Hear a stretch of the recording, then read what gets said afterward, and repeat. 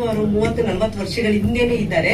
ಆದ್ರೆ ಅವ್ರಿಗೆ ಗೊತ್ತಿಲ್ಲ. ಇವತ್ತು ಅವರು ನಮ್ಗೆ ಏನಾದ್ರೂ ಅವಕಾಶಗಳು ಸಿಕ್ಕಿದ್ರೆ ಅವ್ರದೇ ಪಕ್ಷದ ಅಧ್ಯಕ್ಷರಾದಂತಹ ರಾಹುಲ್ ಗಾಂಧಿ ಅವ್ರಿಗಿಂತನೂ ನಾವು ಅವ್ರ ಪಕ್ಷನಾಗ್ಲಿ ಅಥವಾ ಅವರ ಕಾರ್ಯಕ್ಷಮತೆಗಿಂತ ನಾವು ತುಂಬಾ ದಕ್ಷತೆಯಿಂದ ಆಡಳಿತವನ್ನ ನಡೆಸ್ತೇವೆ ಅಂತ ಹೇಳಿ ಹರಿಪ್ರಸಾದ್ ಅವರು ತಿಳ್ಕೋಬೇಕಾಗತ್ತೆ.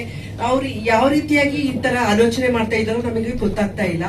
ಸೊ ಹರಿಪ್ರಸಾದ್ ಅವರು ಏನ್ ಹೇಳಿದಾರೋ ಈ ವಿಚಾರವನ್ನ ನಾವು ತುಂಬಾ ಖಂಡಿಸ್ತೀವಿ. ಹರಿಪ್ರಸಾದ್ ಅವರೇ, ನೀವು ತಿಳ್ಕೊಂಡಿರೋ ಹಂಗೆ ಮಂಗಳಮುಖಿಯರು ತುಂಬಾ ತುಚ್ಛವಾಗಿ ಜೀವನ ಮಾಡ್ತಾ ಇಲ್ಲ. ಅವಕಾಶ ಇಲ್ದಿರೋ ಅವರು ಭಿಕ್ಷೆ ಮಾಡ್ತಾ ಇದ್ದಾರೆ, ಲೈಂಗಿಕ ವೃತ್ತಿಯನ್ನ ಮಾಡ್ತಾ ಇದ್ದಾರೆ ಹೊರತು ನಿಮ್ಮ ಹಾಗೆ ಅವಕಾಶಗಳು ಸಿಕ್ಕಿದ್ರೆ ಖಂಡಿತ ನೀವು ದಕ್ಷಿಣ ಇದ್ರಲ್ಲಿ ಬೆಂಗಳೂರು ದಕ್ಷಿಣದಲ್ಲಿ ನೀವು ಕಾಂಪೀಟ್ ಮಾಡಿದ್ರೆ ಇವತ್ತಿನವರೆಗೂ ನೀವು ಗೆಲ್ಲಕ್ ಆಗಿಲ್ಲ.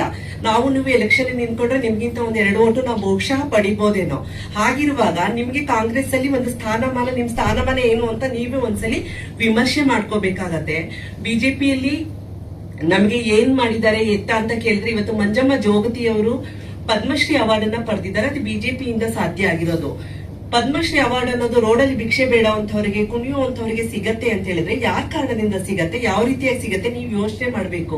ಬಿಜೆಪಿ ಪಕ್ಷದ ಬಗ್ಗೆ ನೀವು ಹೇಳ್ತೀರಾ. ಬಿಜೆಪಿನಾದ್ರೂ ಮಂಜಮ್ಮ ಜೋಗತಿಗೆ ಪದ್ಮಶ್ರೀ ಅವಾರ್ಡ್ ಕೊಟ್ಬಿಟ್ಟು ಅವರಿಗೆ ಜಾನಪದ ಅಕಾಡೆಮಿ ಪ್ರೆಸಿಡೆಂಟ್ ಪೋಸ್ಟ್ ಅನ್ನ ಕೊಟ್ಟು ಅಡ್ಮಿನಿಸ್ಟ್ರೇಷನ್ ಅಲ್ಲಿ ಮಾಡ್ಲಿಕ್ಕೆ ಅವ್ರಿಗೆ ಅನುಕೂಲ ಮಾಡಿಕೊಟ್ಟಿದೆ. ಅವ್ರಿಗೆ ನಮ್ಮ ಘನತೆಯನ್ನ, ನಮ್ಮ ಸಮುದಾಯದ ಘನತೆಯನ್ನ ಎತ್ತಿ ಹಿಡಿದಿದೆ. ಯಡಿಯೂರಪ್ಪನವರು 1% ರಿಸರ್ವೇಶನ್ ಕೊಡೋದ್ರ ಮೂಲಕ ಇವತ್ತು ಎಷ್ಟೋ ಜನ ಮಂಗಳಮುಖಿಯರು ಸರ್ಕಾರಿ ಹುದ್ದೆಗಳಲ್ಲಿ ಗುರುತಿಸಿಕೊಂಡಿದ್ದಾರೆ, ವಿಲೇಜ್ ಅಕೌಂಟೆಂಟ್ ಆಗಿದ್ದಾರೆ, ಮತ್ತೆ ಟೀಚರ್ಸ್ ಆಗಿದ್ದಾರೆ, ಬೇರೆ ಬೇರೆ ಗವರ್ಮೆಂಟ್ ಪೊಲೀಸ್ ಡಿಪಾರ್ಟ್ಮೆಂಟ್ ಅಲ್ಲಿ ಪ್ರಯತ್ನ ಮಾಡ್ತಾ ಇದ್ದಾರೆ.